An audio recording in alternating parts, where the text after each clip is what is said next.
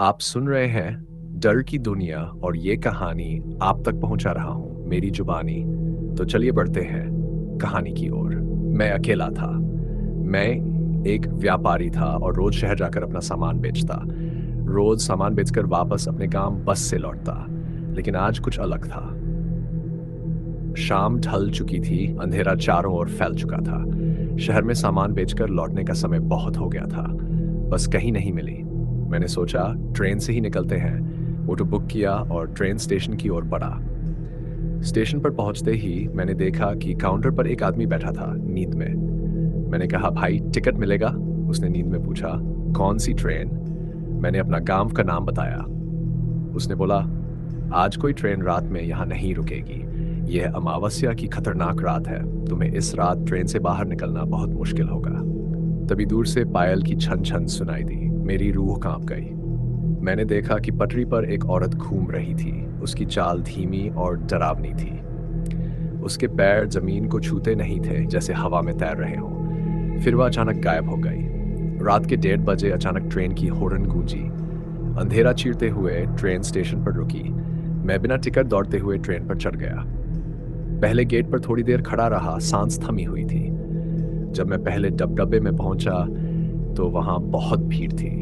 भीड़ इतनी कि हर तरफ शरीरों का अटक्का लगा था। धीरे धीरे मैं अगले डब्बे की तरफ बढ़ा। वहां की भीड़ पहले वाले से भी ज्यादा थी। फिर मैं तीसरे डब्बे की तरफ बढ़ा। यहाँ कुछ जगह खाली थी, भीड़ कम थी। थोड़ी राहत मिली। मैंने देखा कि एक सीट खाली थी, लेकिन जैसे ही मैं सीट के पास पहुंचा, उससे पहले ही वहां एक बुजुर्ग आदमी आकर बैठ गया। शायद वही सीट उसका था। उसकी आंखों में अजीब सी चमक थी और चेहरे पर रहस्य भरी गंभीरता। मेरी धड़कनें तेज हो गई। मैं गेट के पास खड़ा हो गया। थोड़ी देर खड़े रहने के बाद फिर मैं बैठ गया। थोड़ी देर बाद पायल की छन छन फिर से सुनाई दी। मैंने सिर ऊपर किया और देखा वही औरत आ रही थी। उसकी चाल धीमी, डरावनी और हरकतें अजीब थीं। वह एक एक इंसान को सूंघते हुए मेरी तरफ बढ़ रही थी। मेरे पैरों तले जमीन खिसक गई। डर के मारे मैंने आंखें बंद कर ली। उसके कदमों की आहट, बदबू और पास आने का एहसास मेरी रूह तक उतर गया। मैंने महसूस किया कि वह मुझे भी सूंघ रही थी।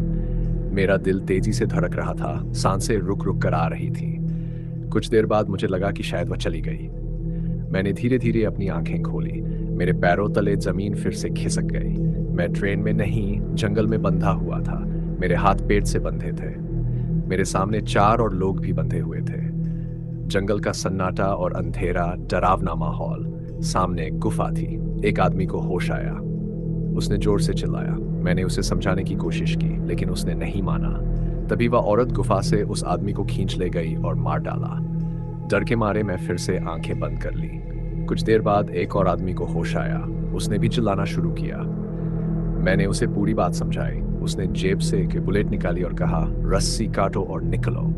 मैंने उसकी मदद से अपने हाथ की रस्सी काटी। उसके बाद बाकी बंधे दोस्त की भी रस्सी काटी, लेकिन वह उठ नहीं सके। हमने सोचा अब हमें चुपके से भागना होगा। भागते भागते हमें एक गांव दिखाई दिया। गांव में पहुंचते ही मुझे थोड़ी राहत मिली, लेकिन वह सुकून ज्यादा देर तक टिक नहीं पाया। पेड़ के नीचे आग जल रही थी। ऊपर देखा तो 7 औरतें उल्टा टंगी हुई थीं। उनके पैर ऊपर, सिर नीचे और हाथ बंधे हुए। उनकी चीखें हवा में गूंज रही थी। हमने तुरंत पीछे से भागने का रास्ता खोजा। तभी अचानक हमारे सामने एक बुजुर्ग प्रकट हुआ। उसकी आंखें लाल थीं और चेहरे पर गंभीरता और रहस्य का मिश्रण। मेरे रोंगटे खड़े हो गए। बुजुर्ग ने गंभीर स्वर में कहा, तुम्हें बचना है। मेरी बात मानो, ये वही चुड़ैल है जो ट्रेन में दिखाई देती है।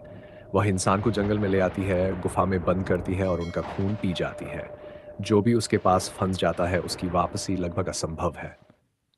उसने हमें पूरी विस्तार से बताया कि वह कैसे शिकार करती है, कैसे आवाजें और पायल की आहट डर फैलाती है और हमें कैसे सावधानी बरतनी है।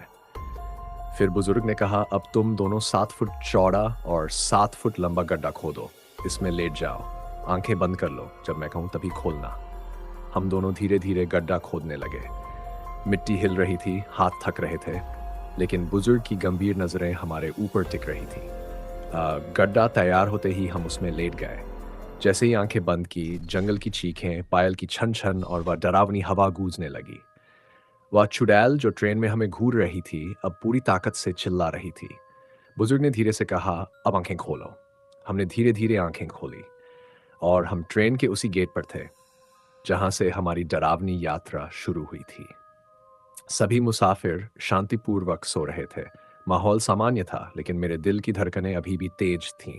जो कुछ भी हमारे साथ हुआ वह हमारे दिमाग में हमेशा ताज़ा रहेगा।